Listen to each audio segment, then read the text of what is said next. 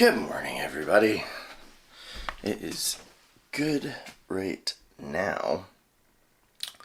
I don't know where my wife is, which tells me that it probably was a rough night, and she is probably with a kid somewhere who doesn't feel well.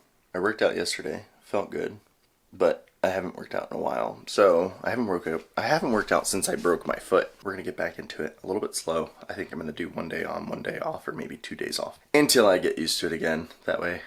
Because what did I do? I did like 300 kettlebell swings yesterday and pulled something in my back, which is normal, but I always overdo things. Anyway, so I'm gonna edit videos so that way hopefully I can not be editing videos for hours later today. This is day 21 of documenting our transition into being absolute full-time content creators. That being said, we still aren't owning mornings. We're out later than we definitely need to be. In the comments, can you just leave unhinged tips on how you actually get up in the morning and like are productive? So I'm gonna get the trailer onto the farm car so we can get the trash out. It's trash day. It takes longer to do everything, recording it all. But one of the cool things that I try and think about is years from now, we're gonna be able to look back and see like everything. And I see so many people say like, oh, I wish I had recorded the beginning. I wish I had recorded the early stuff. And while we didn't record nearly as much as we wish we had in the first 6 months, we're only 6 months into it. And we're gonna be recording everything from here on out. And I think that's kind of my key thought on this is like, this is the beginning. Maybe I'll record a couple of things for, we'll do a yearly check-in.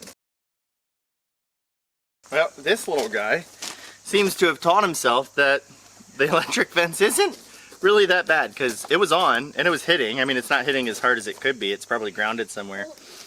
But and he just was sitting there, climbing the fence. Bag.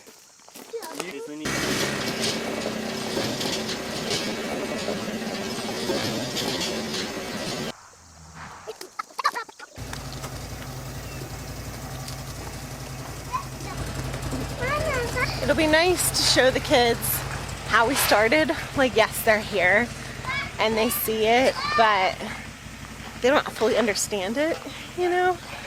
And by the time I think that they will understand it, we will be a lot further along with a lot bigger of an operation, and it'll be really fun to be like, hey, this is where we started.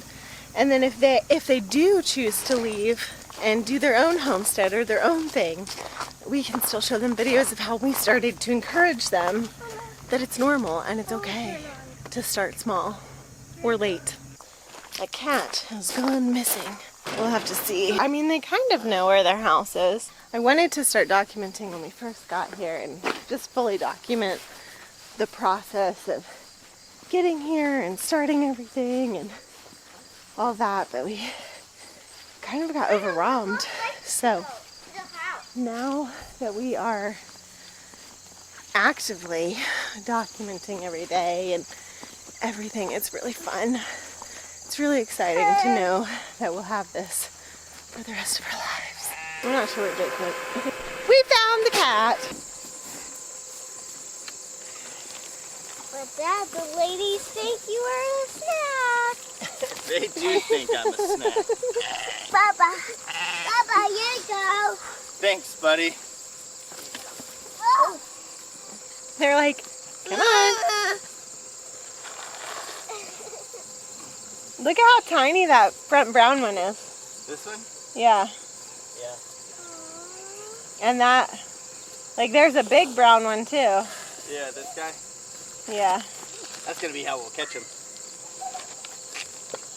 Stay tuned for when we load them up for the butcher. Oh, you didn't turn it back on. I forgot. Stay tuned for when they all get out because we forgot to turn the fences back on.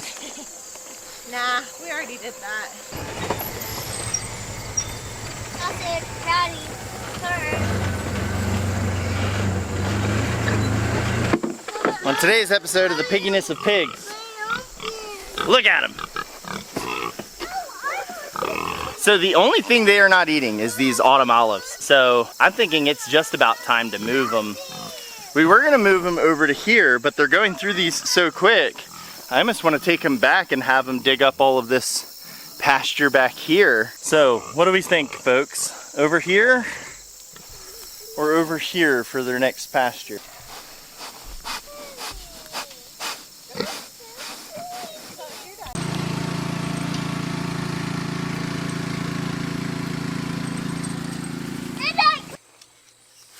Sometimes you have to take on a project that makes you just feel better. I have been hating that these weeds were surrounding our only faucets for so long, and luckily it's done now and it looks way better.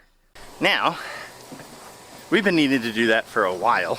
It wasn't even on our list to do today, but I needed to try a product out for a company, and that was the perfect place and time to do it. So now I get to go and feed all these weeds to our chickens, who will love it, and they'll churn. It's the most amazing thing. They churn these weeds into fried chicken and eggs for us every morning. Wild. This is one of the reasons that Justin Rhodes says keep your chickens next to your garden, because you can just throw the weeds in and the chickens will pick away at them. I could throw this all to the sheep too, and they'd probably have a ball with it as well.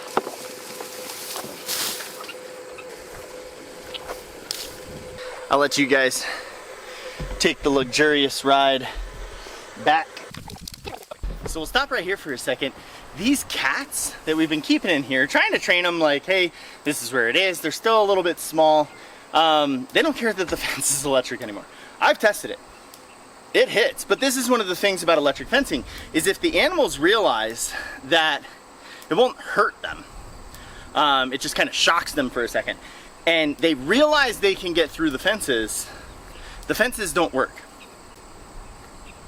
So that is one of the downsides on it. There are some things that we could do, but ultimately we want the cats to be free roaming anyway.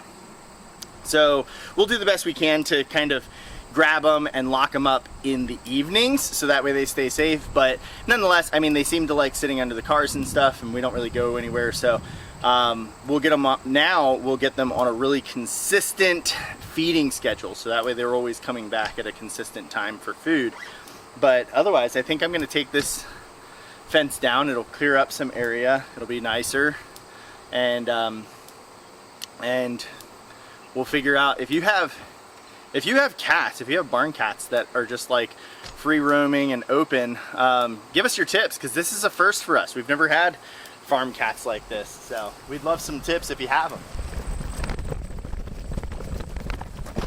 I just saw a video that said the average amount of time people spend homesteading is 5 years before they give up on it and return back to a quote-unquote normal life, which is crazy to me, because, like, I mean, I guess it depends on why you start homesteading. For us, a lot of it has to do with health, and it's kind of one of those things of like, we've opened Pandora's box. We know where our food is coming from in the traditional market, and we don't like that.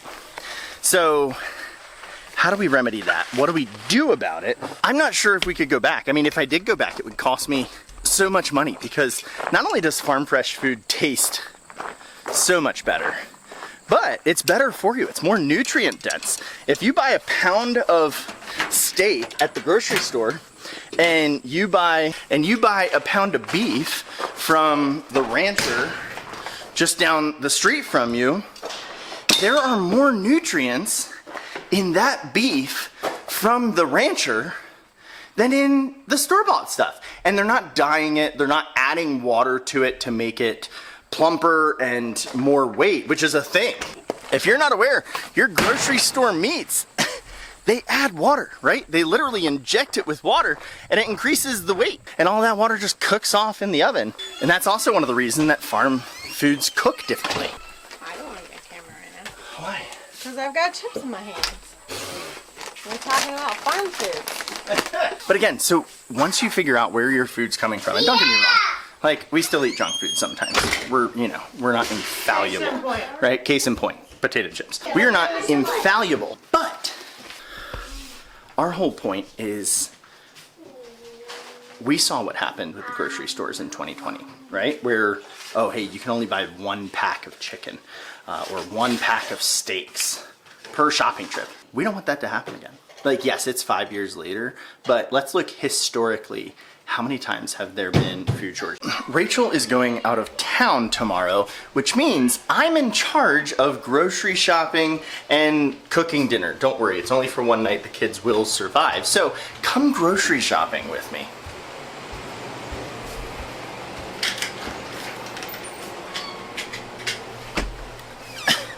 It's a pretty long trek to the grocery store for us usually, but in this instance, all I had to do was walk out into the garage. We've already got the grocery store right here with us. Buying meat in bulk means that I have the very difficult decision of what cuts I want to use now, but not have access to for the rest of the year, which makes it a lot more of a decision. I can't just eat ribeye every single time I want steak because ribeye is only gonna last so long. And Rachel likes the filet mignons a lot more than other cuts, so I've kind of got those off the table now as well. I'm gonna be cooking for me and 3 of the kids, so I'll probably make each of them a top round steak. I think they'll like that, and all of them eat a ton of steak. We're a protein first household. And then for me, I'll likely choose a little bit bigger of a cut and grab the Delmonico, which if you're not familiar, it's kind of like a less precise ribeye. So the kids will each get roughly an 8-ounce steak, and I'll get a 1-pounder. I'll toss up some veggies, maybe some potatoes. Ooh, I might make some of the potatoes that we just harvested. And we'll call it an easy dinner. Well, I was making ice cream and I forgot to get Jake milling, so this is your picture or your video that he asked for. There he is. You're too late. The mower. He mowed all over there. Yeah, I'll get it, no issue. I didn't actually say that. Remember, be thankful for the process.